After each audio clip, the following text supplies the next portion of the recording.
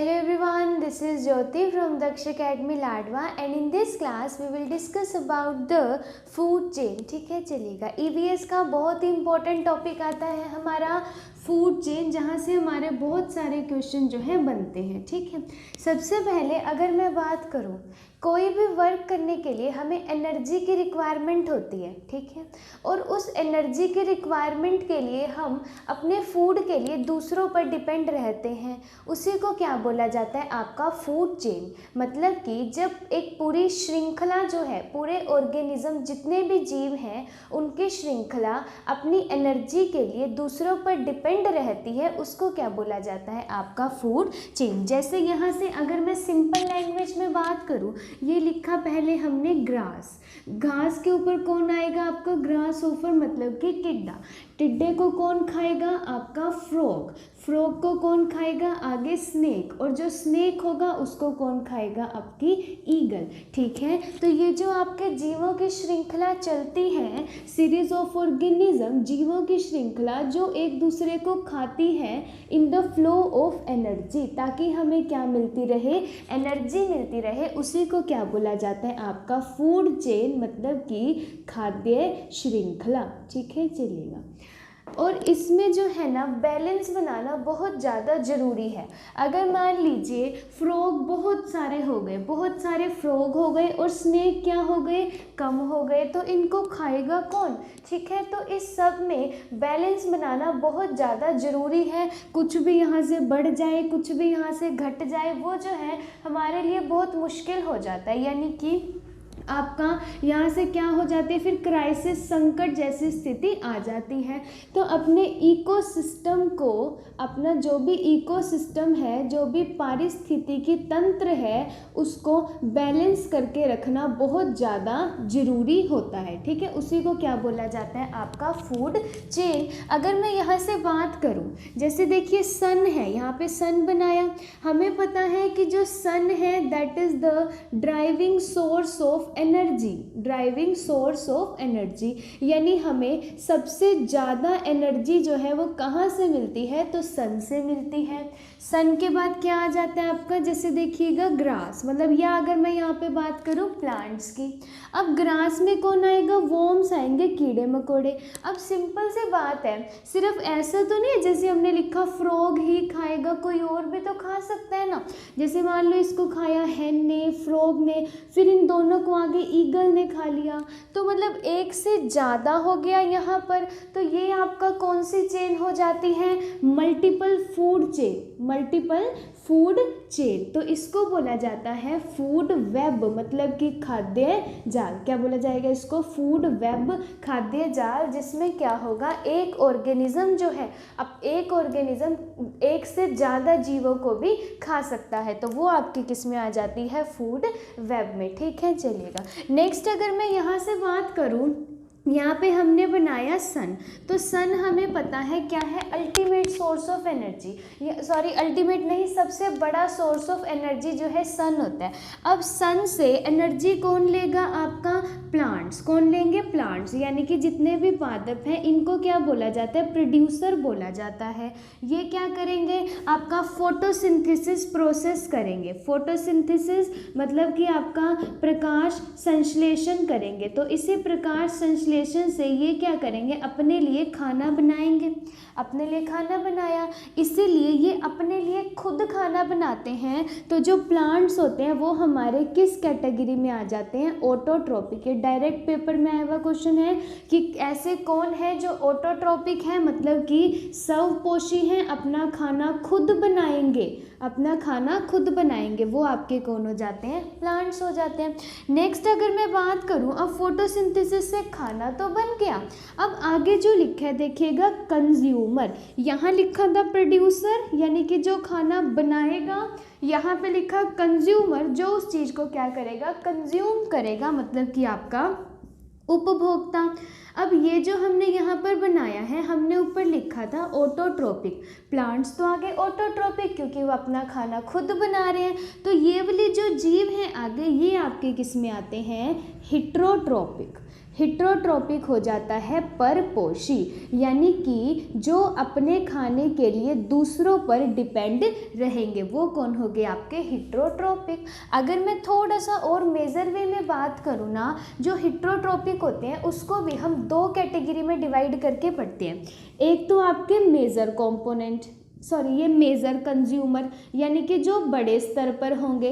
जो बड़े स्तर पर होंगे उसमें कौन कौन आ जाएंगे आपके, सबसे पहले देखिएगा हर्बीवोरस, हम 6th क्लास से पढ़ते हैं। ये शाकाहारी जो सिर्फ और सिर्फ घास वगैरह को खाएगा, जैसे डियर हो गया, हिरन वगैरह। इसके बाद दूसरे नंबर पर आता है ओमनीवोरस, जो सब कुछ खा पी जाएगा, है ना, चाहे वो फिर कोई आपका प्लांट्स आ जाए, चाहे एनिमल्स आ जाए, सब कुछ, मतलब आपका ह्यूमन, ठीक है ना, आपका ओमनीवोरस। और दूसरा अगर मैं बात करूँ कार्निवोरस, जो घास फूस नहीं खाएगा, सिर्फ मांस ही खाएगा, तो वो कौन आ जाएंगे, जैसे आपके लॉयंस वगैरह, कार्निवोरस। तो ये मेजर कंज्यूमर, ये 3 कैटेगरी आती है। अगर दूसरा मैं बात करूं, दूसरे में आ जाता है आपका माइनर कंज्यूमर। माइनर कंज्यूमर क्योंकि जो हमारे किस में होंगे, थोड़े अमाउंट में होंगे, ठीक है। जैसे इसमें कौन आ जाएंगे आपके, एक तो सेफ्रोफाइट, यानी कि आपके मृतोपजीवी, जो जितने भी जैसे जानवर हैं या जो कुछ भी मर सड़ जाएंगे, मिट्टी में मिल जाएंगे, उनको ये क्या कर लेंगे, खा लेंगे और आपके प्रकृति की सफाई कर देंगे, ठीक है। और एक आपके डीकम्पोजर्स, मतलब आपके अपघटक, जैसे जितने भी बैक्टीरिया वगैरह हो गए, जो हमारी जो मिट्टी होती है उसको और ज़्यादा उपजाऊ बनाते हैं। अगर मैं यहाँ से क्वेश्चन की बात करूँ, जैसे केचुआ होता है, वो भी किसकी तरह काम करता है, एज ए डीकम्पोजर। उसको किसान का मित्र भी बोला जाता है, क्यों, क्योंकि वो क्या करता है, मिट्टी की उर्वरता को और ज़्यादा बढ़ा देता है। तो ये दोनों किस कैटेगरी में आ जाएंगे, आपके माइनरी कंज्यूमर में। इतना समझ में आ जाएगा। नेक्स्ट अगर मैं यहाँ से बात करूँ, एक और बहुत इंपॉर्टेंट यहाँ से क्वेश्चन बनता है आपका, लिंडमैन्स का 10% एनर्जी लो। यहाँ से पक्का क्वेश्चन बनता है और ये बहुत इंपॉर्टेंट है। यहाँ से सिंपल लैंग्वेज में समझिएगा। अगर मैं बात करती हूँ कि जैसे सन है, सन ने आपको लगभग 10,000 एनर्जी दी, 10,000 किलो जूल इन्होंने एनर्जी दी। अब सबसे पहले ये जो एनर्जी है किसके पास आएगी, सिंपल सी बात है, जो सबसे आगे है प्रोड्यूसर आपका, ये एनर्जी आई इनके पास। लेकिन ये सारी की सारी एनर्जी नहीं आई, 10,000 का कितना आएगा, 10%, ठीक है। बाकी का बीच में सारा खर्च हो जाएगा। तो 10,000 का 10% आया आपका किसके पास, पेड़ पौधों के पास। तो मतलब इनके पास कितना आया, 1,000। कितना आया, 1,000। अब इस 1,000 में से इनको तो अपना खाना भी बनाना है, इनको गैसेस एक्सचेंज भी करना है, इनको स्टोमेटा से अपना मतलब गैसेस एक्सचेंज करना है, ठीक है। स्टोमेटा क्या होता है कि जैसे जब भी गैसेस एक्सचेंज करना होता है, इनके ऊपर छोटे छोटे से पोर्स होते हैं लीव्स के ऊपर, तो वो खुल जाते हैं, जब गैसेस ले लेते हैं तो वो बंद हो जाते हैं। तो इनको तो फोटोसिंथेसिस भी करना है, इनको अपना खाना भी बनाना है, इनको अपना रेस्पिरेशन भी करना है। तो इनका इसमें जो है बहुत सारी एनर्जी क्या हो जाती है, खर्च हो जाती है। इसके बाद अब 1,000 बचा था ना, अब 1,000 का आगे 10% किस में जाएगा, आपका हर्बीवोरस के पास, मतलब कि शाकाहारी। तो इनके पास कितना पहुंच गया आपका, 100 पहुंच गया। फिर आगे 100 का इसका 10% किसके पास जाएगा, आपका ओमनीवोरस के पास। इनकी जितनी एनर्जी थी ना, उससे एनर्जी इसमें कितनी बची, 10 बची। 10 के बाद लास्ट में आपका ये कार्निवोरस मांसाहारी के पास जो बचा कुचा कितनी एनर्जी गई, 10 का 10% कितना हो गया आपका, 1% ही एनर्जी गई। फिर जो लास्ट में एनर्जी का फ्लो था सबसे कम किसके पास गया, जब ये मर गए सारे, आपका चील वगैरह के पास, यानी जितने भी आपके डीकम्पोजर थे। एक का भी अगर मैं 10% निकालूं, मतलब आपका 0.1%। तो यहाँ से ना हमें एक बात तो अच्छे से क्लियर हो जानी चाहिए कि सबसे ज़्यादा एनर्जी किसके पास है, आपका पेड़ पौधों के पास, या फिर जो सबसे आगे हैं उनके पास सबसे ज़्यादा एनर्जी है। और जैसे जैसे आप फूड चेन में चलते जा रहे हो, ये जो एनर्जी का फ्लो है ना, एनर्जी का फ्लो क्या होता जा रहा है, बिल्कुल ही कम होता जा रहा है। यही कारण है कि जो पेड़ पौधे हैं या जो शाकाहारी होते हैं उनकी जो उम्र होती है वो क्या होती है, ज़्यादा होती है, क्योंकि उनके पास एनर्जी का फ्लो क्या है, ज़्यादा है। ठीक है, उसके बाद अगर मैं बात करूं, ये तो हो गया एनर्जी का फ्लो तो ज़्यादा है जो जितना आगे होएगा, लेकिन एक और भी बात आती है यहाँ से कि अगर मैं बात करूँ कि यहाँ पे मान लो हमारे ये प्लांट्स थे, प्लांट्स में आपने डीडीटी का छिड़काव कर दिया। ठीक है, प्लांट्स में क्या किया, डीडीटी का छिड़काव।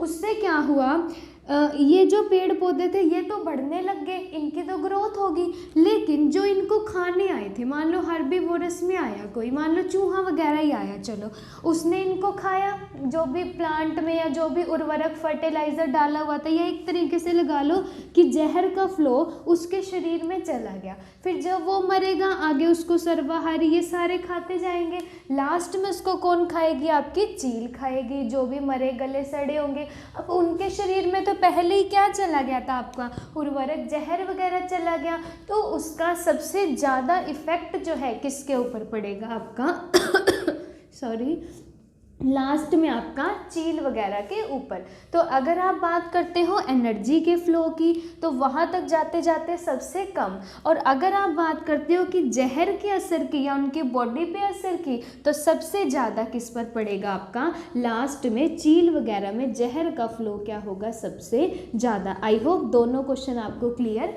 हो गए होंगे। ठीक है, चलिएगा नेक्स्ट यहाँ से अब हम बात करते हैं कि जो हमारे ऑर्गेनिज्म है, जो हमारे जीव हैं, वो हमने ये तो कह दिया कि अपने खाने के लिए एक दूसरे पे डिपेंडेंट है, लेकिन कैसे डिपेंडेंट है अब हमें वो बताना है। चलिएगा, यहाँ तक हमारा ये वाला टॉपिक जो है कवर अप हो जाता है कि फूड चेन किस तरीके से जो है पूरा का पूरा इकोसिस्टम एक दूसरे पे डिपेंड करता है। ठीक है, यहाँ से बस एक क्वेश्चन और सीख लीजिएगा, जैसे ये जो ईगल है ये क्या होती है, आपके सबसे एपेक्स पॉइंट पर, या फिर इसको आप कह सकते हो कि टॉप पर, जो आपकी श्रृंखला है उसमें टॉप पर आपके कौन होंगे, जो भी सबसे लास्ट वाले आएंगे, जैसे ईगल वगैरह। ठीक है, चलिएगा यहाँ तक ये कवर अप हो जाता है। इससे नेक्स्ट क्लास में हम डिस्कस कर लेंगे कि किस तरीके से जो ऑर्गेनिज्म है वो अपने फूड के लिए एक दूसरे पर डिपेंड करते हैं। ठीक है, आई होप आपको आज की क्लास अच्छी लगी हो, वीडियो अच्छी लगी हो